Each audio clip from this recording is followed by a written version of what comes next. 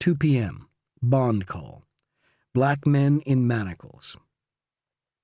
The chief judge, Brendan Toohey, sets bail according to a pre-established scale on all cases on which the grand jury returns an indictment. But under state law, when a defendant is arrested on the basis of a prosecutor's complaint, he is entitled to a bond hearing before the assigned trial judge. Sunny regards it as one of her saddest duties to deliver the crashing news most of these young men receive, that their liberty, like some item checked at the door, is lost and unlikely soon to be retrieved.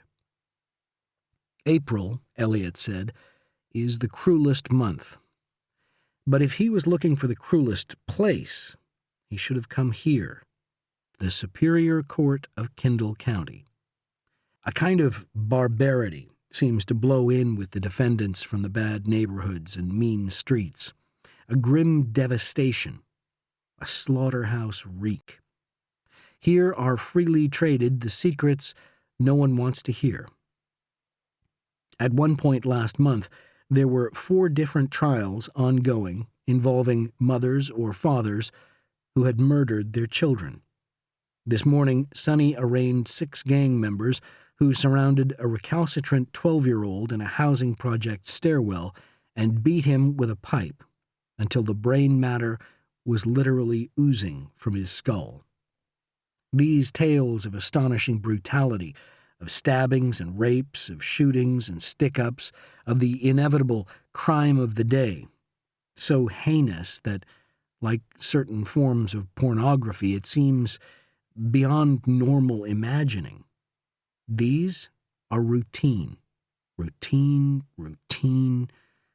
and their meanness is matched only by the system of which she is standard-bearer and emblem, whose clandestine rationale too often seems to Sunny to be to capture, judge, and warehouse the very poor.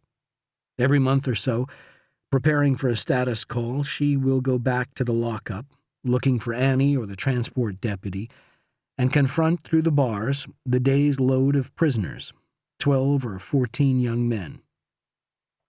You would expect them to rise up and revolt, but most are quiet, shifting about, smoking their cigarettes. If they dare to look her way at all, it is without defiance or, often, hope. They have been humiliated, tamed. On the bench, though, sorrow is seldom the predominant emotion. In this atmosphere of loathing and fear, she labors on, trying to impose reason, where, generally speaking, impulse and emotion have held sway. Murder is the marquee business of this courtroom. Gangbangers killing gangbangers, men killing men. They use guns, mostly. Also, knives, bats, razor blades, automobiles, crowbars, and in one celebrated case, an anvil. The young people kill each other for reasons that are often incomprehensible. Because somebody was signifying on the wrong corner. Because a jacket was torn. In 9 months, she has mastered all the terminology. Ride by, shooting on the move. Drive up, firing from a stop. Drive through, the car is the weapon. Chaseaways, the enemy flees. The older folks also live in a world from which anger and desperation emanate, as tangible as heat. Yes, men still kill each other over dice games, drugs, and, naturally, who was coveting whose girl. What can you say about a loaded gun in the hand of a spurned and drunken man?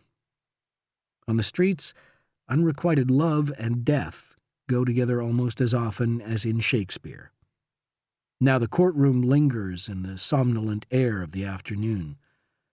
This morning, during the weekly status call, the courtroom and corridor teemed with all the urgent antagonists, the defense lawyers, the cops and prosecutors, the aggravated citizen witnesses, the deputies sullenly transporting the defendants, and those defendants' beleaguered, woebegone women. But now there is a melancholy stillness, Outside the open doors at the rear of the courtroom, a custodian mops the halls in the yellowing light. Marietta hammers the gavel sharply, and the lawyers and reporters and sheriff's deputies slowly gather themselves to their feet.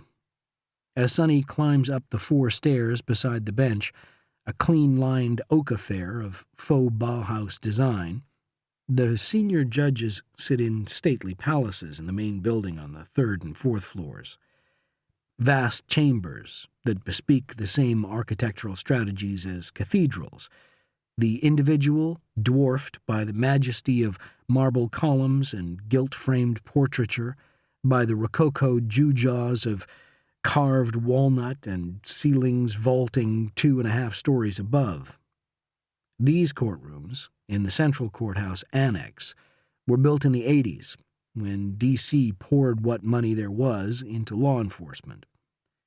The room strikes a clanging note of late-century efficiency, bang for the buck. For Sonny, the courtroom feels as intimate as her living room, but like certain children, its glory is not obvious to outsiders. It is a pie-shaped room, broadening back from the bench, rickety public construction, the plasterboard gouged in places, the meal-colored carpet already tearing away in hairy chunks. The jury box and witness stand repeat the stark lines of the bench. Weirdest is the track lighting, reminiscent of a motel lounge, which is positioned over the major players, judge, witness, attorneys, leaving dim spots throughout the windowless courtroom where the lawyers, the bailiff, the clerks tend to retreat in relaxed instants, like actors off stage.